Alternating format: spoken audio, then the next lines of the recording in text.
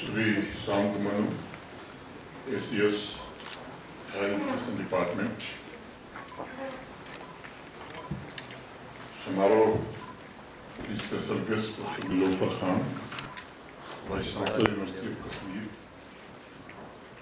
Professor Shakeel Ahmad Rasool, vice chancellor Islamic University of Science and technology,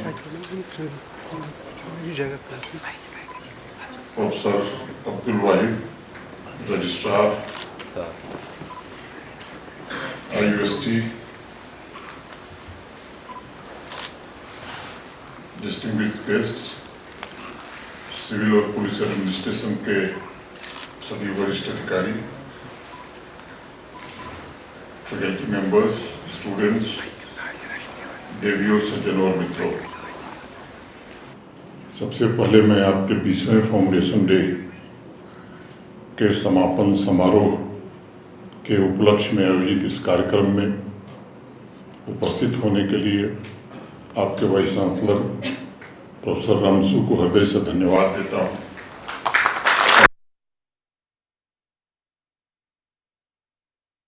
बधाई भी देता हूँ। मैं सभी students, faculty members, non teaching staff और वाइस चांसलर साहब को फिर से फाउंडेशन डे की बहुत बहुत मुबारकबाद भी देता हूँ। 15 साल के एक तरुण IUST को 20 साल के युवा बनते हुए मैंने अपनी आंखों से केवल देखा नहीं है, नज़दीक से महसूस किया है। पिछले 5 वर्षों की जो यात्रा है, मैं कह सकता हूं कि वो निश्चित रूप से एक विस्मयकारी और सफलता के शीर्ष पर पहुंचने वाली यात्रा रही है। इसके लिए मैं फिर से एक बार वाइस चांसलर साहब को, सारे फैकल्टी मेंबर्स को, सारे स्टूडेंट्स को बधाई देता हूँ। IUST जैसे साइंस और टेक्नोलॉजी के प्रेस्टिजियस इंस्टीट्यूशंस के लिए फाउंडेशन डे का उत्सव ये महज औपचारिकता नहीं है, बल्कि उसके विज़न, उसके आदर्शों और सोसाइटी में उसके योगदान को स्मरण करने का अवसर है, जिसे मेरे पूर्व के वक्ताओं ने विशेष रूप से यहाँ के रजिस्ट्रार ने और वाइस चांसलर साहब ने आपके सम्मुख प्रस्तुत किया है। IUST के लिए अवसर ट्रांसफॉर्मेशन की इस यात्रा में प्राप्त की गई उपलब्धियों को सराहने का भी है और नए संकल्प लेने का भी है। फाउंडेशन डे का यह उत्सव एजुकेशन, इनोवेशन और रिसर्च में वर्ल्ड क्लास स्टैंडर्ड स्थापित करने के लिए भी संकल्प लेने का अवसर है। यह उत्सव IUST फैमिली के लिए गौरव का उत्सव है और यह एजुकेशन की उत्कृष्टता, एक्सेलेंस, सभी के लिए उसकी एक्सेसिबिलिटी और आवाम के लिए पूरी शिद्दत से योगदान देने के मूल्यों को दोहराने का भी अवसर है। फाउंडेशन डे भविष्य के लीडर्स यानी हमारे युवा, टीचर्स और प्रोफेशनल्स को एक साथ मंच पर लाकर नई प्रतिबद्धता, नए कमिटमेंट के साथ जम्मू कश्मीर और भारत के निर्माण के लिए एकजुट होने का अवसर भी है। पिछले 20 वर्षों की यात्रा में IUST ने जम्मू कश्मीर के भीतर और देश के अन्य हिस्सों में भी नॉलेज और विजडम के माध्यम से अपना एक नया मुकाम हासिल किया है। यह सफ़र बहुत लंबा नहीं है, लेकिन इस सफ़र में एकेडमिक एक्सेलेंस की दिशा में किए जा रहे प्रयासों की चर्चा पूरे देश में हो रही है और इसकी सराहना भी हो रही है। आज फाउंडेशन डे के अवसर पर मैं आप सभी को स्मरण कराना चाहता हूँ कि यूनिवर्सिटी का लक्ष्य नॉलेज क्रिएशन, टेक्नोलॉजी का इनोवेशन और skilled human resource future leaders का निर्माण करके राष्ट्र के विकास को नई गति प्रदान करना होना चाहिए। इसे हमें अपनी जिम्मेदारियों, अपने कर्तव्यों, अपनी रिस्पॉन्सिबिलिटीज़ के रूप में देखना होगा तथा अपने आप से कमिटमेंट करना होगा कि यूनिवर्सिटी कैंपस को cutting edge research, modern technology, innovation, artificial intelligence का हम हब बनाएंगे तथा इकोनॉमिक ग्रोथ को बढ़ावा देते हुए हम यहाँ की आवाम के सामने आने वाली चुनौतियों के स्थानीय स्तर पर अच्छे समाधान भी प्रस्तुत कर सकेंगे। मेरे मन में कई बार प्रश्न उठता है कि आज विदेश की यूनिवर्सिटीज़ का बोलबाला क्यों है। आपके मन में भी स्वाभाविक रूप से उठता होगा। सबसे बड़ा कारण है उन यूनिवर्सिटीज़ के टीचर्स और स्टूडेंट्स ने इनोवेशन को अपना मिशन बना लिया है और वो उस इनोवेशन को कमर्शियलाइज करके यूनिवर्सिटी के लिए ढेर सारा रेवेन्यू भी जनरेट कर रहे हैं, वहाँ की सोसाइटी को समाधान दे रहे हैं और राष्ट्र निर्माण में भी अपना महत्वपूर्ण योगदान दे रहे हैं। और इसलिए मैं मानता हूँ कि आने वाले समय में वही यूनिवर्सिटी वाइब्रेंट होगी और आगे बढ़ेगी जो पूरी शिद्दत से अपने आप को cutting edge research, modern technology, innovation के लिए समर्पित करेगी। आज आईयूएसटी को मैं समझता हूँ कि एक संकल्प लेने का दिन है। तो वो एजुकेशन के माध्यम से technology leaders, critical thinkers, future industry leaders पैदा करने के लिए फिर से एक बार अपने संकल्प को दोहराएंगे और जम्मू कश्मीर तथा भारत का ग्रोथ इंजन बनकर आत्मनिर्भर जम्मू कश्मीर और आत्मनिर्भर भारत के निर्माण में पूरी ताकत से योगदान देंगे। साथियों, आप सभी को स्मरण होगा कि अमेरिका की सिलिकॉन वैली को जन्म देने में मैन पावर के रूप में भारतीय इंजीनियर्स तथा एकेडमिक तौर पर स्टैनफोर्ड यूनिवर्सिटी का बहुत बड़ा हाथ रहा है। हमें भी ये संकल्प लेना होगा कि आईयूएसटी एक ऐसा वातावरण तैयार करेगा जिसमें युवा एस्पिरेशंस हम पूरी कर सकेंगे। मैं समझता हूँ कि यूनिवर्सिटी के ऊपर एक बहुत बड़ी जिम्मेदारी है कि वो आइडियाज़ और आइडियल्स दोनों को संरक्षित रखते हुए आवाम में कम्पिटिटिवनेस की भावना कैसे पैदा करें। और मुझे विश्वास है कि आईयूएसटी का यह कैंपस एकेडमिया, इंडस्ट्री, एडमिनिस्ट्रेशन और सोसाइटी के आपसी सहयोग से नए विचारों, नए आइडियाज़ को भविष्य के इनोवेशन में परिवर्तित करेगा तथा भारतवर्ष के टेक्नोलॉजिकल, साइंटिफिक, इंटेलेक्चुअल कैपिटल में अपना महत्वपूर्ण योगदान भी करेगा। भारत के पूर्व राष्ट्रपति और मिसाइल मैन के नाम से विख्यात डॉक्टर एपीजे अब्दुल कलाम साहब कहते थे कि भारत का विकास दरअसल नॉलेज के विकास से जुड़ा हुआ है। एक बार तो उन्होंने कहा कि विकसित भारत का लक्ष्य सिर्फ एग्रीकल्चर और इंडस्ट्रियल प्रोडक्ट्स से रेवेन्यू जनरेट करना नहीं होना चाहिए, बल्कि हमें इंफॉर्मेशन और नॉलेज बेस्ड सोसाइटी निर्मित करनी चाहिए। नॉलेज और स्किल्स पर आधारित मैन्युफैक्चरिंग सेक्टर, मॉडर्न टेक्नोलॉजी पर आधारित एग्रीकल्चर सेक्टर को डेवलप अगर हम करेंगे तभी विकसित भारत हम बना सकेंगे। लगभग 20 वर्ष पहले डॉक्टर कलाम का दिया गया विजन आज हमें प्रेरित करता है कि ट्रेडिशनल व्यवस्था से निकलकर सभी एजुकेशनल इंस्टीट्यूशंस एक ऐसा एनवायरनमेंट क्रिएट करें जिससे कैंपस ही इस मॉडर्न ग्रोथ के सेंटर्स के रूप में विकसित हो सके। पिछले 5-6 वर्षों में यहाँ व्यापक तौर पर इंफ्रास्ट्रक्चर का निर्माण हुआ है और डेवलपमेंट स्ट्रेटजी पर कैसे फोकस किया जा सकता है और केवल फोकस नहीं करना बल्कि जम्मू कश्मीर के भाग्य को कैसे बदला जा सकता है। आज के दौर में जो बदलाव हो रहे हैं, जो नए अवसर आज उपलब्ध हैं, मैं कुछ चर्चा उस पर भी करना चाहता हूँ। वर्ल्ड इकोनॉमिक फोरम की फ्यूचर जॉब्स रिपोर्ट के मुताबिक 2030 तक अनेक जॉब्स जो आज मौजूद हैं, जो प्रोफेशन आज रिलेवेंट हैं, वो 2030 में उपलब्ध नहीं होंगे। अन्य स्टडीज़ और इस संबंध में किए गए रिसर्च का मानना है कि 10 वर्षों में लगभग 60% प्रोफेशन पूरी तरह से बदल जाएंगे और 44% वर्कफोर्स को अपने कोर स्किल्स में बड़ा परिवर्तन करना होगा। Artificial intelligence, machine learning, automation ने मैं समझता हूँ कि पूरे वर्कफोर्स को ट्रांसफॉर्म कर दिया है।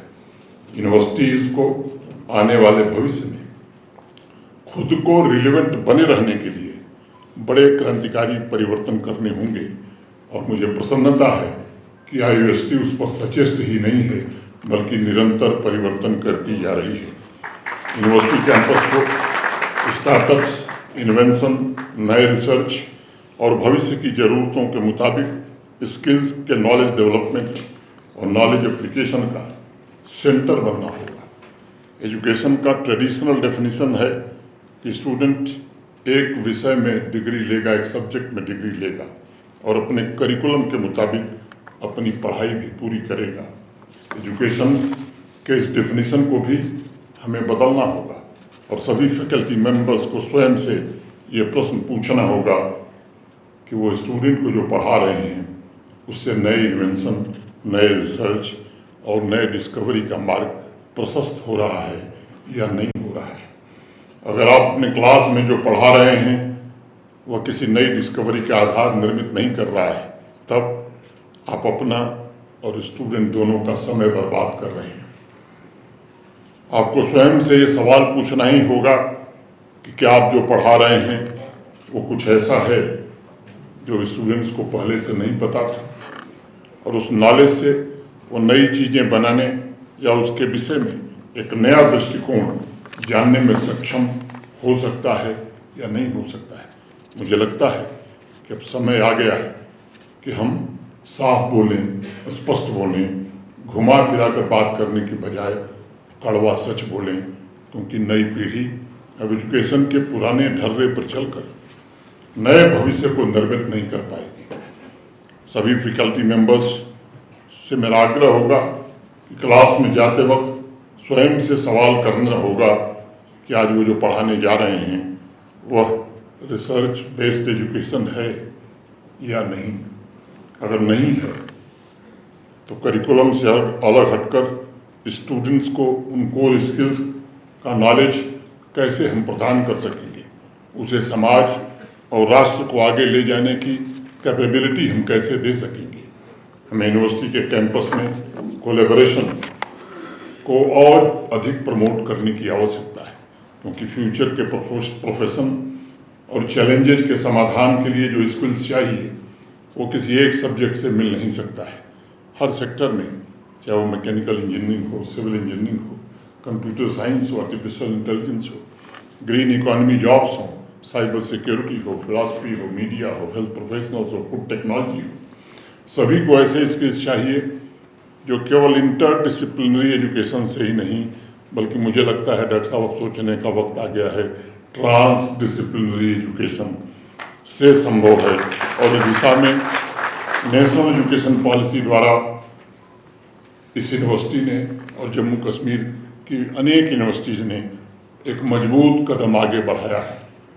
IUST जैसे महत्वपूर्ण यूनिवर्सिटी को ये सुनिश्चित करना चाहिए कि उस पॉलिसी को 100% इम्प्लीमेंट किया जा सके।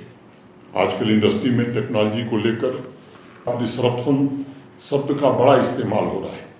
मैं वाइस चांसलर साहब और सभी फैकल्टी मेंबर्स से निवेदन करना चाहूँगा कि एजुकेशन सेक्टर में भी इंक्रीमेंटल चेंज की बजाय अब हमें डिसरप्टिव चेंज लाना ही होगा। अब हम और इंतज़ार नहीं कर सकते। एजुकेशन में अब one size fits all model ये अब नहीं चल सकता है, बल्कि जो आपने काम शुरू किया है डिज़ाइन योर डिग्री जैसे कार्यक्रमों के माध्यम से personalised, experiential and adaptable education पर हमें ज़्यादा फोकस करना होगा, जो भविष्य के समाज की आवश्यकताओं को पूरा कर सकेगा और सस्टेनेबल डेवलपमेंट को भी ड्राइव कर सकेगा। मुझे इस बात की अत्यंत खुशी है कि IUST ने नेशनल एजुकेशन पॉलिसी के इम्प्लीमेंटेशन की दिशा में पिछले 4 वर्षों में बहुत ही महत्वपूर्ण उपलब्धियां हासिल की हैं।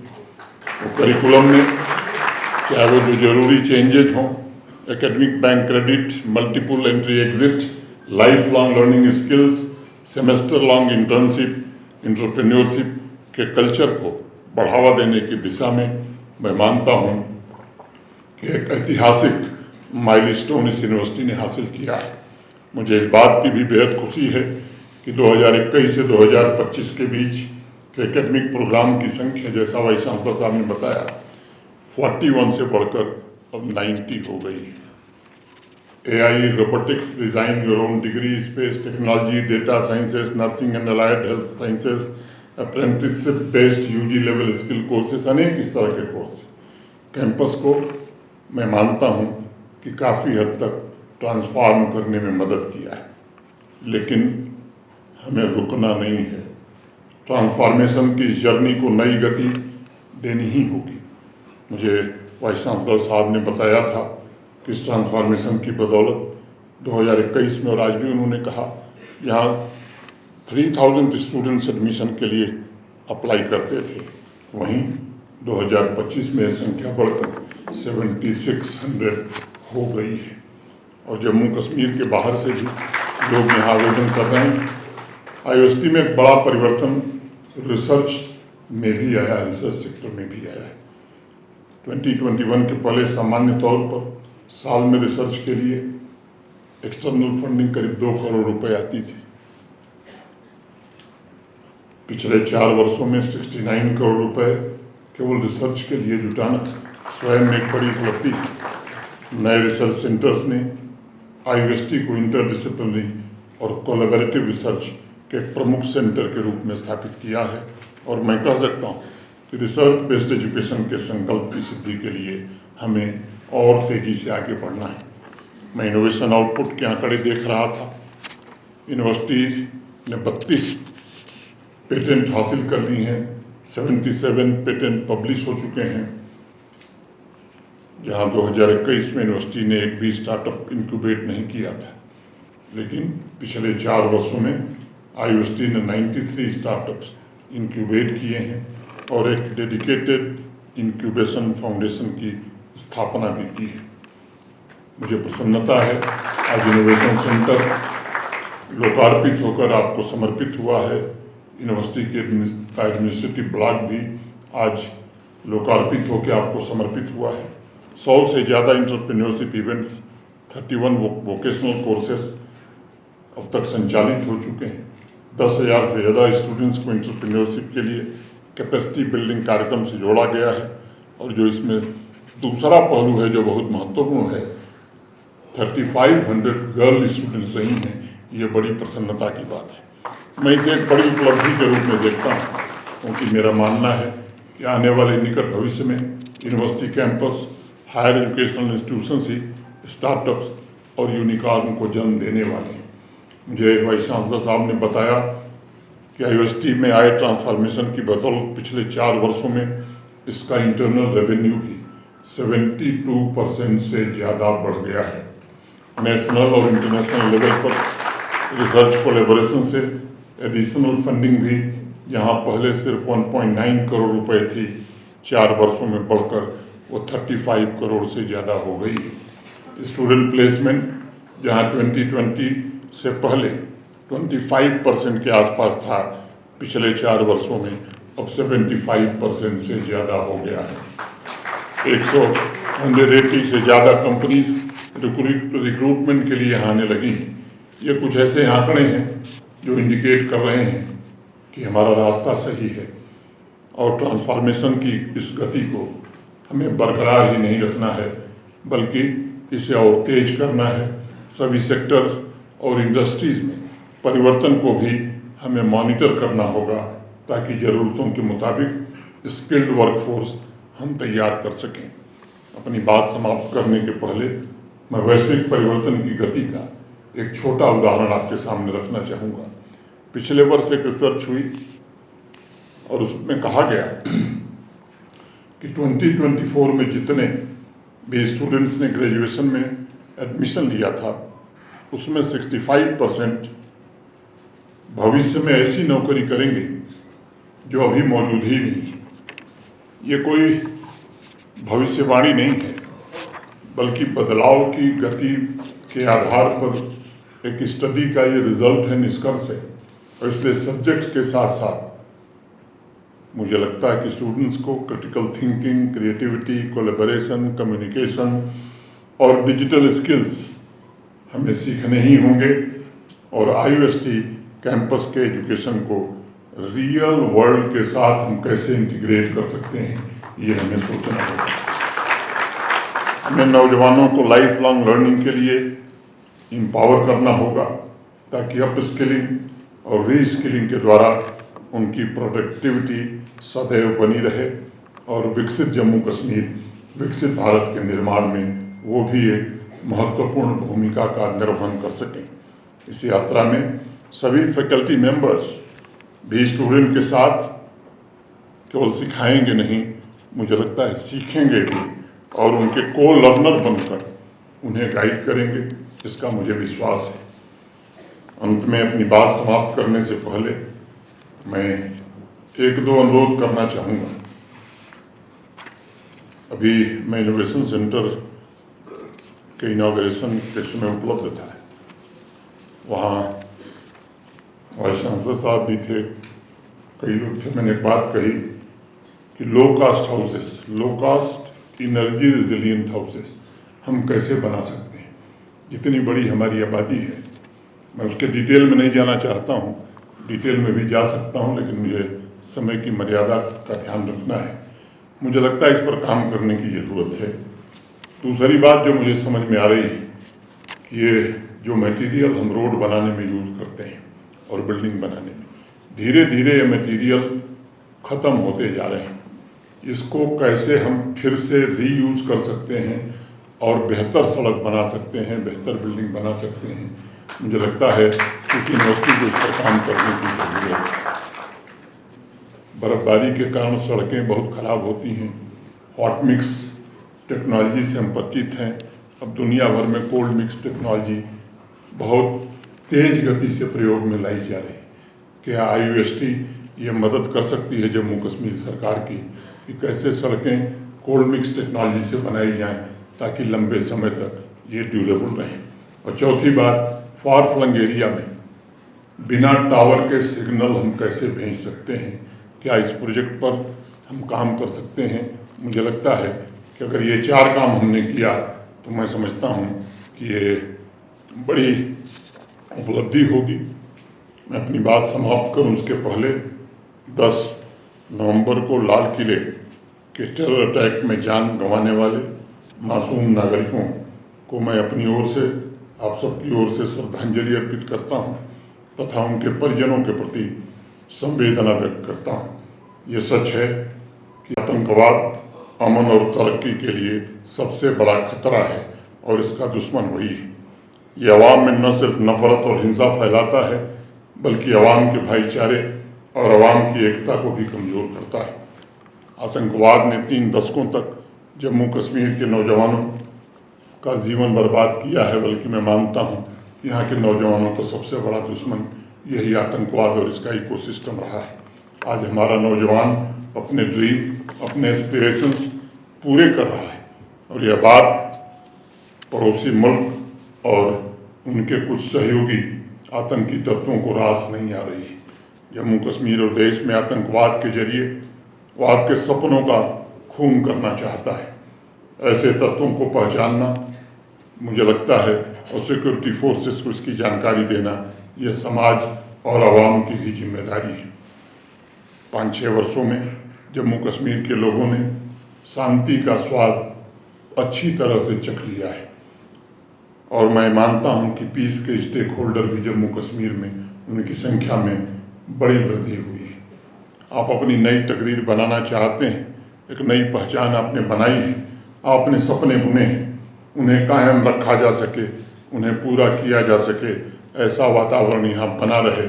इसमें सिक्योरिटी फोर्सेस, पुलिस, एडमिनिस्ट्रेशन के साथ साथ समाज का भी एक अपना दायित्व है।